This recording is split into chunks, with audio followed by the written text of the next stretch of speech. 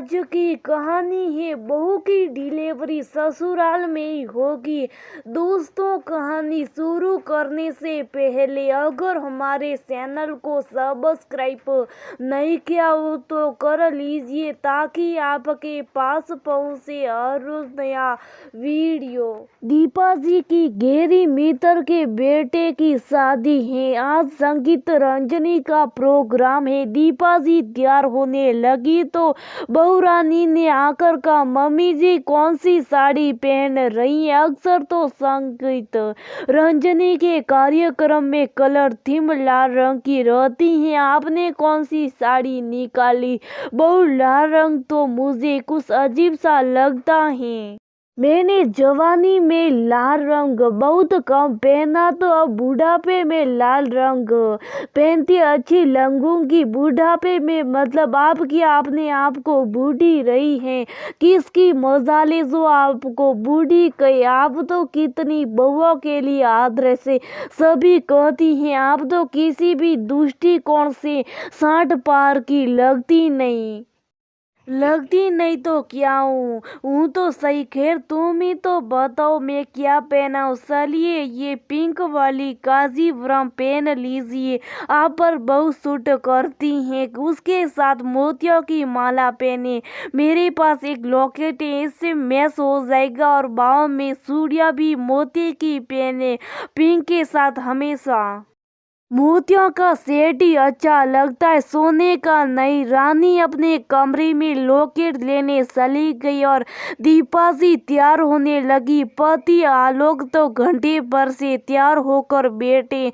उन्हें जब भी किसी प्रोग्राम में जाना होता तो बहुत स्फूर्ति से भर जाते और बहुत खुशी से घंटा भर पहले तैयार होकर बैठ जाते। पार्टियों में पुराने मित्रों से मिलना होता है तो उन्हें बहुत खुशी होती और समय बहुत अच्छा कट जाता है। दीपा तथा आलोक जी के दो ही बेटे। बड़ा बेटा 20 साल पहले शादी के बाद अमेरिका में सेट हो गया। किसी खास कार्यक्रम पर ही वे लोग आते। छोटे बेटे अनुराग की शादी रानी के साथ 15 वर्ष पहले हुई। रानी के परिवार में माता पिता और 3 बहनें। जब रानी को देखने के लिए अनुराग और उसके माता पिता आए तो दीपा जी को देखती दोनों बहनें रानी के साथ खुसर फुसर करने लगी। ये अनुराग की मम्मी है, ये तो कहीं से लगती नहीं, उसकी बहन लगती है। तो रानी तेरी तो सामत आ गई, ऐसी स्मार्ट सास के सामने तेरी तारीफ कौन करेगा? ये तो खुद ही बनने संवरने लगी रहेगी, तुझे कौन देखेगा? रानी के मन में सास की जो तस्वीर बनी थी उसके अनुसार एक अधेड़ महिला, चेहरे पर थोड़ी शंख थी, बात करने के लहजे में थोड़ा रोब दाब, लड़के की माँ होने का दम्भ, ये सब कुछ नजर आना चाहिए था। लेकिन यहाँ तो वैसा ही कुछ भी नहीं था। दीपा जी तो बहुत सुंदर, आकर्षक, मर्दभाषी और बहुत अनुशासित आदर मान से भरे शब्दों में बात कर रही थी। ये सचमुच में ऐसी हैं या अभी कुछ समय के लिए मुखौटा ओढ़े हुए? रानी के मन में सवाल उठ रहे थे। रानी और अनुराग ने एक दूसरे को पसंद कर लिया तथा उनके माता पिता ने भी रिश्ता तय हो गया और जल्दी उनकी शादी हो गई। शादी से पहले रानी की मम्मी ने उसे समझाया, रानी बेटा कहाँ जाता है? शादी के बाद लड़की का दूसरा जन्म होता है, क्योंकि उसे ससुराल वालों के अनुसार सभी को ढालना पड़ता है। मैं ये नहीं कह रही कि तुम अपने आप को पूरी तरह बदल डालो या उचित अनुचित को आंखें मूंद स्वीकार कर लो, लेकिन मेरी कुछ बातों पर ध्यान देना। जिस तरह तुम्हारे मन में कुछ सवाल होंगे कि पता नहीं ससुराल में सास ससुर और पति का स्वभाव कैसा होगा, मन में डर भी होगा, वहाँ के रीति रिवाज, रहन सहन, खान पान सबके साथ किस तरह एडजस्ट हो पाएगी। ठीक वैसे ही विचार तुम्हारे सास ससुर और पति के मन में भी उठेंगे कि बहू पता नहीं हमारे घर में किस तरह से एडजस्ट होगी, हिलमल कर रहेगी या नहीं, संस्कार कैसे होंगे, व्यवहार कैसा होगा, स्वभाव कैसा होगा। सभी की एक दूसरों से उम्मीदें होती हैं और वो स्वाभाविक भी हैं। रिश्तों को मजबूत और सफल बनाने के लिए दोनों पक्षों की कोशिश जरूरी है। अगर दोनों पक्ष ईमानदारी से अपनी जिम्मेदारियां निभानी है तो शब्द मधुर बने रहते। तुम उस घर की छोटी बहू बनकर जा रही हो, तुम्हें सास ससुर के साथ ही रहना होगा। इसलिए जैसा यहाँ अपने माता पिता के प्रति तुम्हारे मन में प्यार आदर माने, वैसा ही उनके प्रति भी होना चाहिए। हमारे डांटने पर या कुछ समझाने पर अगर तुम्हें बुरा भी लगता है तो भी तुम चुप हो जाती हो, ठीक वैसे उन्हें भी अपने माता पिता समझकर उन्हें कहीं किसी बात का बुरा नहीं मानना। वो जो कहेंगे तुम्हारे भले के लिए रहेंगे। उन्हें भी अपने बेटे के साथ रहना है तो उनकी कोशिश यही रहेगी कि बहू भी हमेशा खुश रहे और उनके आदर मान प्यार देती रहे। शादी के बाद रानी ने देखा उसकी सास बहुत अनुशासित जीवन जीती है। सवेरे जल्दी उठकर योगा मेडिटेशन करती है, खाने पीने में पूरा परहेज करती है, पौष्टिक खाना वक्त पर रखती है। शाम के वक्त सास ससुर दोनों मोहल्ले में बने पार्क में चले जाते, घंटा भर वहाँ बिताते हैं। कुछ देर वो करते हैं और कुछ दिन हम उम्र लोगों के साथ गपशप करते हैं। जब लौटते हैं तो एकदम फ्रेश लगते हैं।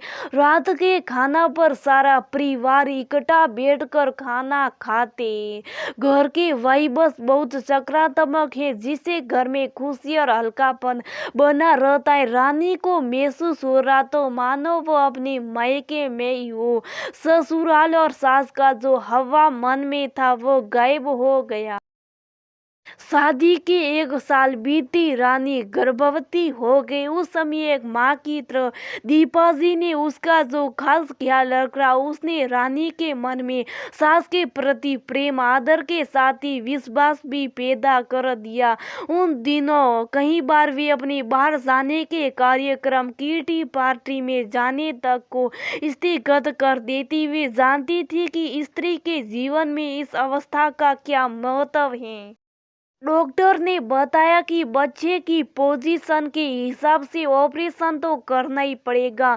इन वक्त पर कुछ समस्या भी आ सकती है। इसलिए दीपा जी ने यही निर्णय किया कि उसकी डिलीवरी ससुराल में ही जाएगी। सुखी रानी का मायका कस्बे नुमा शहर था और वहाँ इनकी सुविधा पता नहीं मिल पाई या नहीं, ये सोचकर उन्होंने ये निर्णय लिया। वक्त पर रानी की मम्मी को भी वही बुला लिया जाएगा। समय आने पर रानी ने खूबसूरत गुड़िया को जन्म दिया। डॉक्टरों की प्रयास से माँ बेटी दोनों स्वस्थ रहे। 1.25 महीने तक दीपा जी ने रानी को पूरी तरह से आराम तथा बहुत पौष्टिक खाना देकर बहुत अच्छी देखभाल की। दिया के आने से घर में रौनक बढ़ गई। दादी की तो वो बेद लाडली थी। वे उसके साथ खेलती, उसे घुमाने ले ला जाती, उसे अच्छे अच्छे संस्कार देती, कहानियाँ सुनाती। समय गुजरता गया, एक बेटा भी हो गया। अब दोनों स्कूल में पढ़ते हैं। दीपा जी और रानी के रिश्तों को देखकर समाज के लोग मिसाल देते, लगता ही नहीं कि ये सास बहू है, लगता है माँ बेटी है।